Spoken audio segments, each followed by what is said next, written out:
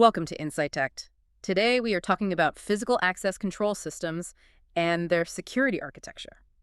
And these systems have evolved so far beyond the simple electronic locks and card readers many people imagine. Oh, absolutely. What we're really examining today is the unified security infrastructure. Yeah. I mean, it's the very backbone of modern facilities. Exactly. When we talk about access control or AC, we're discussing an intelligent, a highly networked system. Mhm. It's a mechanism that uses authentication, whether that's a card, a biometric scan, whatever, to make a very precise rules-based decision. About who can enter where and when. Yes, it's policy enforcement made physical. And that precision is why this is such a crucial area right now. Mm. In large commercial environments, these systems are protecting far more than just server racks. They're protecting IP, they're helping with compliance, and critically, they are generating data. That's the key distinction, isn't it? A mechanical key, it only tells you if a door was locked or unlocked, but an electronic AC system.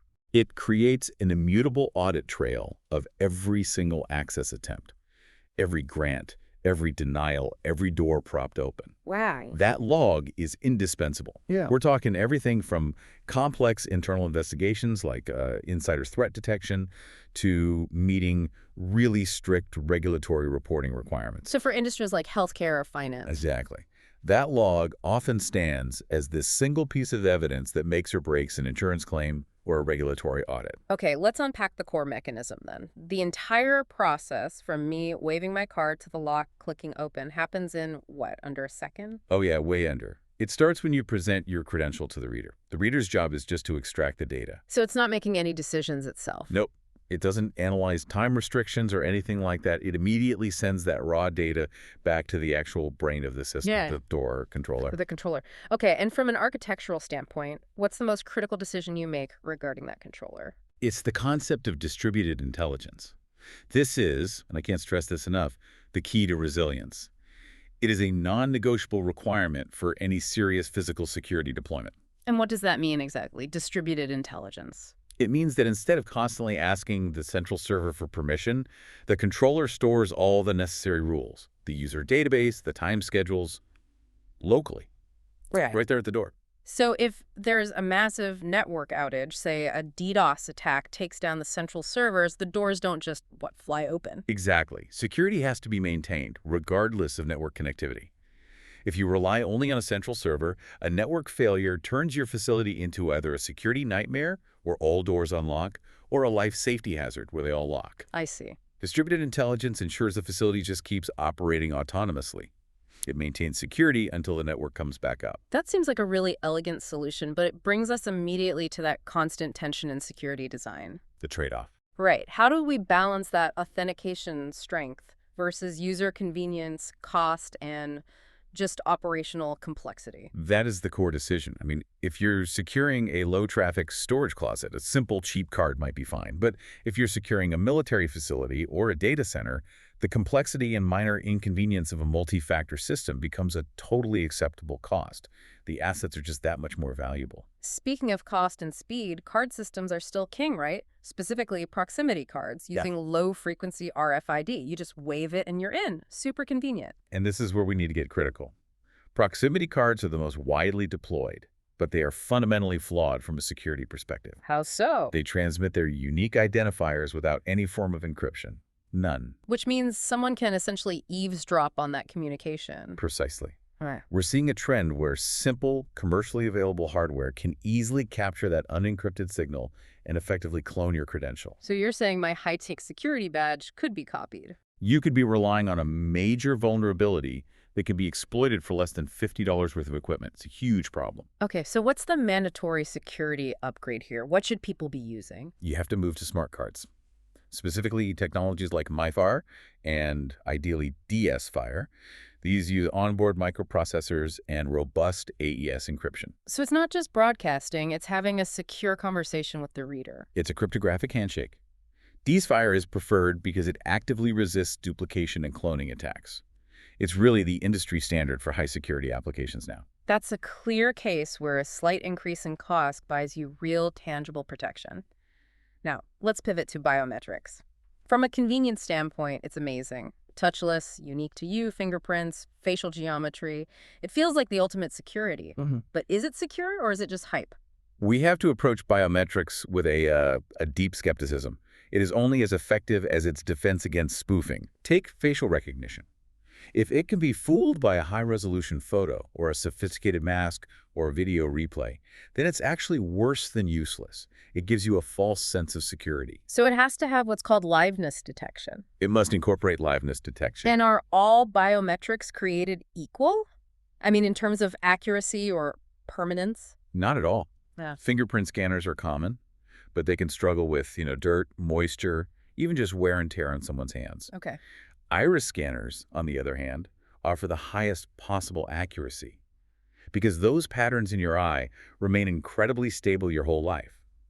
But that stability creates a different problem, a governance problem. I think I see what you mean. If my key card is compromised, you can just cancel it and issue me a new one.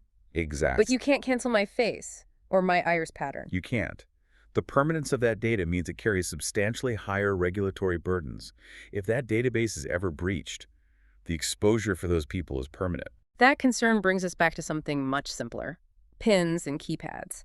They get rid of the physical token, but a PIN can be watched or shared or even guessed. Their weakness as a standalone is undeniable. You rarely see them used alone in high-security environments.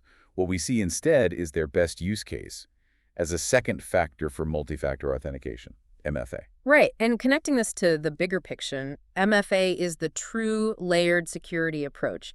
Can you just remind us of the three categories we always talk about? Of course. The three categories are distinct and they're essential.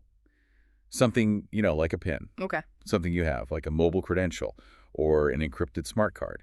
And something you are, which is a verified biometric scan. And for high security zones, like a data center? Best practice dictates requiring at least two of those factors, no question. And speaking of things we have, mobile credentials are now driving massive operational efficiency gains. Your own smartphone becomes your access badge. The logistical benefits are phenomenal. Instead of spending hours printing, distributing, and retrieving plastic cards, admins can issue and, critically, revoke credentials remotely. Instantly. That streamlines the whole management process, which is often a weak point. It really is. Okay, now that we covered the user side, let's look at the actual plumbing of the system. We've got the readers, controllers, locks. But how do the readers talk to the controllers? This seems like a place where things could go wrong. This is a vital technical deep dive. We have two major protocols here. The first is the industry veteran, WIGEND. It uses separate data lines, data 0 and data 1, to send the credential bits. And the problem with that is? The fundamental flaw is that it transmits that data without any encryption. An attacker doesn't even need to be highly skilled. They can tap into those two wires, capture the unencrypted data stream, and reproduce the credential. So the vulnerability is literally baked into the physical protocol itself. It's like sending your PIN code on a postcard. It's a massive liability in modern settings. So WIGEND is out. What is the modern secure answer that people should be demanding? The answer is OSDP Open Supervised Device Protocol. It was specifically designed to fix WIGEND's weaknesses. It uses AES-128 encryption for all communication between the reader and the controller. So it's basically impossible to capture and clone that data? Virtually impossible. But that's not the only benefit. Okay, I keep hearing that OSDP also adds this crucial feature called bidirectional messaging. What does that actually mean for the system's integrity? Bidirectional messaging means the controller and the reader are constantly talking back and forth. They're supervising the link. So it's not a one-way street. Right. This allows the system to immediately detect if the reader has been physically tampered with or removed from the wall, or if the communication line itself has been cut. That real-time supervision and tamper detection, that seems like an incredible layer of resilience. It is. This transition from WIGEND to OSDP is perhaps the most vital architectural decision a facility can make today. That real-time feedback is a huge step up. Now, let's switch to a guaranteed real-world failure mode, power loss. How the system responds to a power outage determines whether you're prioritizing security or life safety, which is a massive design choice. It is the critical design choice between fail-safe and fail-secure logic. Break those down for us. Okay, so fail-safe means the electric lock releases when power is removed. Security is momentarily sacrificed because the priority is life safety. We see this mandated by fire codes for emergency exits and stairwells to ensure people can get out freely. And the opposite would be fail secure for things you absolutely need to stay locked. Correct. Fail secure means the lock remains locked during a power failure. You're prioritizing keeping threats out, even if it causes a temporary inconvenience. This is for your server rooms, exterior perimeter doors, places like that. But in those critical environments, they don't just rely on that logic switch, do they? They have to build in redundancy. Absolutely. Redundancy is essential for uninterrupted operation. This means deploying controllers in primary backup pairs, and of course, power redundancy. So, battery backups. Every power supply must include robust battery backup, usually targeting 4 to 8 hours of standby time, to ensure the system just rides out those short-term power issues without a hiccup. Okay, moving into the operational side. The intersection of efficiency and security really seems to be credential lifecycle management. Getting a card is easy. Managing its entire lifespan, especially termination, that seems hard. This is where most organizations fail and create a massive insider threat vulnerability. Research consistently shows that manual processes leave security gaps open for hours or even days after an employee termination is processed by HR. Wow, days. Yes, the solution is integrating automated workflows directly with the HR systems, The critical detail being. ensuring that when HR processes that termination, the person's physical credential is revoked within minutes, not hours, minutes. That eliminates the window where a disgruntled former employee might still have access to sensitive areas. That instantaneous revocation is a huge force multiplier. Speaking of which, AC systems rarely stand alone anymore. Integration with other building systems is what makes them truly intelligent. Integration turns data into actionable insight. Linking access events to camera footage, your CCTV system drastically improves response times. So if an alarm goes off. Instead of security having to manually search hours of tape, Yep. the system immediately pulls up the camera view tied to that door at that exact second. Investigation time drops from hours to seconds. And the integration isn't just for security. I know we're seeing big operational benefits with building management systems or BMS. Precisely. This is operational intelligence. When the last authorized person badges out of a specific floor at night, the access control system signals the BML. And the BMS then does what? It automatically scales back energy consumption. It Yeah. reduces the HVAC, dims the lights. You're saving the organization significant operational cost, all powered by that access control data. But with all this integration and data generation, names, photos, detailed movement history, that has to come with a massive compliance risk, data protection. This is where governance is absolutely non-negotiable. AC systems collect personally identifiable information, PII, and highly sensitive movement data. That's all governed by regulations like GDPR. You have to have clear, defensible policies for how that data is stored, who can access it, and for how long. And specifically with biometrics, what's the regulatory tightrope companies have to walk there? Biometric data requires explicit user consent and clear disclosure about its purpose. What's often missed is the specific mandate in some jurisdictions for the complete deletion of biometric data upon employment termination. So you can't just keep it in the database forever. No. If you fail to scrub that data, you open yourself up to massive fines and regulatory scrutiny. And going back to those audit trails, the logs you mentioned, they have to be immutable. Why is that integrity so vital? Because that record must stand up in court or during a regulatory inquiry. The logs cannot be modified or deleted without leaving a tamper trace. And retention periods can be anywhere from 1 to 7 years, depending on the industry. So if you can't prove who entered and when, your whole system falls apart from a regulatory standpoint. Your entire security posture, exactly. So we have all this amazing technology, OSDP encryption, powerful biometrics, instant mobile revocation. It sounds like we've perfected physical security.